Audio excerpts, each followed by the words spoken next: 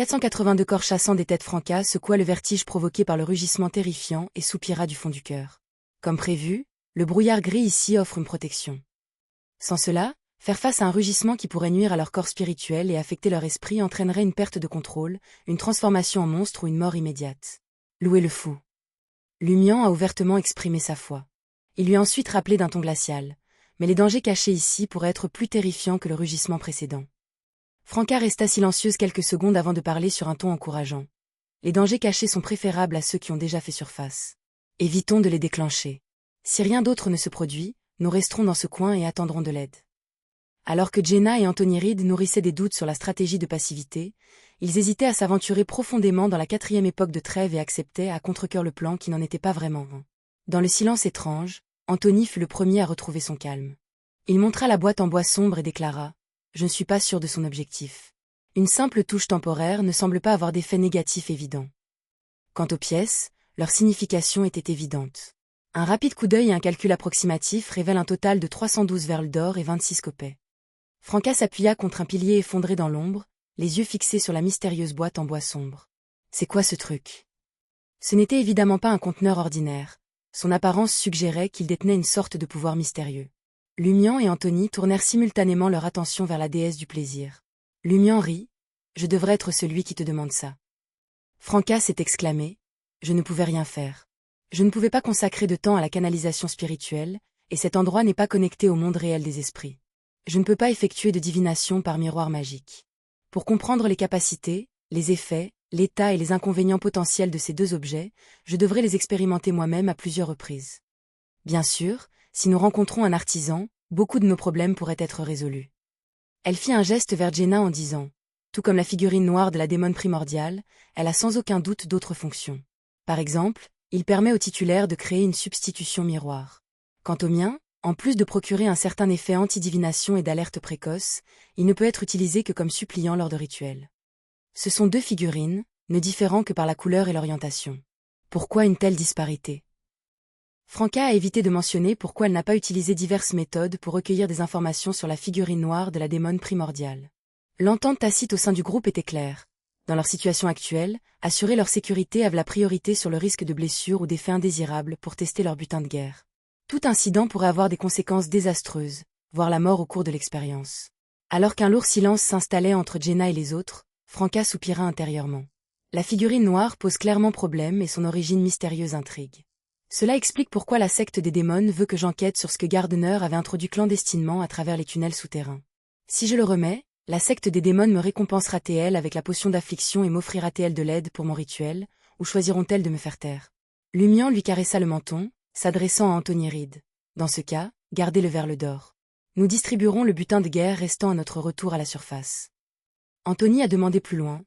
Devrions-nous l'envelopper dans une cape et le placer par terre avant de le prendre lorsque nous partons? Lumian sourit et fit un geste vers la flûte en os carbonisé. Sinon, vous pouvez également l'emporter avec vous. De cette façon, nous pourrions être témoins des capacités d'un défunt. Philippe est mort précipitamment et n'a pas eu le temps de nous le montrer. Bien sûr, à en juger par son état au moment de sa mort, le détenteur de l'objet sera très probablement le destinataire de ses capacités sous la forme d'une malédiction. Anthony, insensible aux moqueries, remonta le manteau noir taché de sang et en lambeaux, l'enroulant autour de la flûte en os et de la petite boîte en bois une fois de plus. Lumian, avec une expression pensive, passa la tête et regarda la rue anormalement étroite. Si nous rencontrons un ennemi que nous trouvons difficile à gérer plus tard, nous pouvons envisager de lui lancer ces deux objets. Cela pourrait avoir un effet miraculeux. Le général Philippe sera très heureux de savoir qu'il sera encore utile après sa mort. Cela pourrait provoquer une malédiction du destin. Malgré l'atmosphère tendue, les moqueries constantes de Lumian à l'égard du général Philippe ont légèrement amusé Jenna. Bon sang, le général Philippe est déjà mort. Il n'est pas nécessaire d'insister sur lui. Avant que Lumian ne puisse répondre à Jenna, deux cris tragiques transpercèrent l'air. Les cris émanaient du même endroit, remplis d'une peur non dissimulée.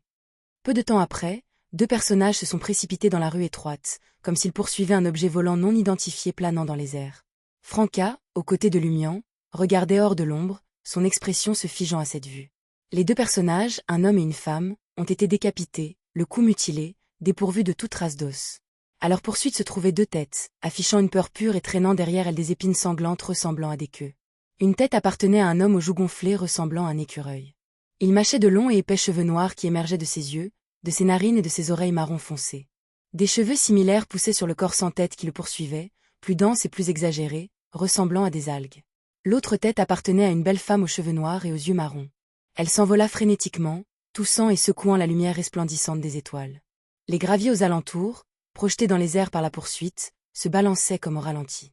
Soudain, les deux têtes et les corps, sur le point d'escalader un immeuble effondré et de sortir de la rue étroite, se sont figés. Les têtes tremblaient de confusion, essayant de dissiper un inconfort. Les cadavres sans tête levèrent les mains, agrippant leur poitrine gauche. En quelques secondes seulement, les deux têtes, avec des épines ensanglantées traînant derrière elles, ont plongé dans la maison noire effondrée, leur corps s'écrasant sur les rochers empilés. Un lourd silence tomba sur Lumian et les autres. Après quelques secondes, Lumian se moqua. « Vous voyez, c'est ce qui se passe lorsque vous vous aventurez au plus profond de la 4e époque de Trêve. Pensez-vous qu'ils sont des résidents de l'auberge » demanda Jenna pensivement. Lumian répondit avec un sourire narquois. « Sinon ? Où d'autres pourriez-vous trouver des têtes et des corps aussi frais dans une ruine antique enterrée depuis un millénaire ou deux ?» Cela m'a rappelé des souvenirs du superviseur Olson. Il était dans cet état lors de sa première apparition. Maintenant, Lumian était presque certain qu'Olson était un véritable monstre, avec une tête et un corps qui pouvaient être séparés. Franca a également rappelé les serviteurs de Gardner Martin. Elle retira son regard et réfléchit un instant avant de déclarer. Pourquoi les têtes sans corps toussent-elles encore, comme si elles étaient malades ? Ce qui leur est arrivé à la fin ressemble à un infarctus cérébral. Les deux corps sans tête montrent des signes d'arrêt cardiaque. Est-ce l'œuvre du dieu maléfique de l'église malade, ou y a-t-il un autre meurtrier ? C'est vrai, une séquence 5 du chemin de la démone s'appelle affliction. Cela peut propager diverses maladies, et je peux entrer dans cet endroit avec la figurine de la démone primordiale et l'ancien miroir d'argent. Cet endroit a clairement beaucoup à voir avec la voix de la démone. La puissance de haut niveau qui s'en échappe pourrait-elle faire tomber des monstres malades et mourir ? Pas mal. Vous avez encore une certaine intelligence dans les moments critiques, a félicité Lumian d'un ton moqueur. Jenna, quant à elle, se réjouissait. Heureusement, nous ne nous sommes pas aventurés trop loin. Sinon, qui sait quand nous tomberions malades et mourions. Lumian lui sourit. Pourquoi pensez-vous que nous ne sommes pas actuellement entourés de maladies ? Mais nous n'avons pas toussé. La voix de Jenna s'éteignit alors qu'elle jetait un coup d'œil à la poche cachée de ses vêtements. À l'intérieur se trouvait la figurine noire de la démone primordiale. Franca a également regardé dans sa poche, comme si elle pouvait discerner la figurine de la démone primordiale sculptée en os à travers le tissu. Anthony se tourna vers Lumian et demanda confirmation. Suggérez-vous que Trêve de la 4e époque est en proie à des maladies et que nous sommes indemnes parce que nous transportons les deux figurines ? Lumian écarta les mains et dit « Je pense que cette explication a plus de sens. » Au-delà du brouillard gris, à la lisière des ruines de Trêve de la 4e époque. Dans la petite valise marron, le visage taché de sang de Gardner Martin s'est soudainement ouvert, révélant Gardner Martin vêtu d'une armure d'argent, reflétée dans ses yeux. Il ouvrit la bouche et expulsa une boule de feu blanche et flamboyante. La distance entre eux était si proche que Gardner Martin ne pouvait pas du tout esquiver. Tout ce qu'il pouvait faire était de se pencher en arrière pour tenter d'éviter l'attaque initiale de la cible. Boum! Gardner Martin a été projeté dans les airs par l'explosion massive. La fissure en forme de toile d'araignée sur la poitrine de l'armure d'argent s'est brisée, déchirant la peau et la chair en dessous. Cette frappe revenait à frapper les points vitaux de Gardner Martin. Sans l'armure Pride, qui avait absorbé la plupart des dégâts, il aurait péri sur le coup. Cependant, cela signifiait que l'armure Pride avait perdu sa protection sur la poitrine pendant un certain temps. La tête ensanglantée de Gardner Martin s'est envolée, traînant le long d'une colonne vertébrale ensanglantée. De l'autre côté, le cadavre sans tête d'Olson se releva une fois de plus. La tête de Gardner Martin a visé le moignon du cou vide et a inséré l'horrible colonne vertébrale blanche. Au milieu d'un craquement, ce Gardner Martin, apparemment venu de l'enfer, se tordit le cou et sourit sinistrement à Gardner Martin, qui avait déjà changé de position et condensé un grand nombre de corbeaux de feu cramoisis presque blancs. Olson est mort depuis longtemps. J'ai contrôlé sa tête et son corps. Dans le futur, je te remplacerai. Dans le désert, le sol tremblait violemment et des fissures flamboyantes glissaient au loin comme des serpents de feu. Les figures du magicien et de la justice sont apparues.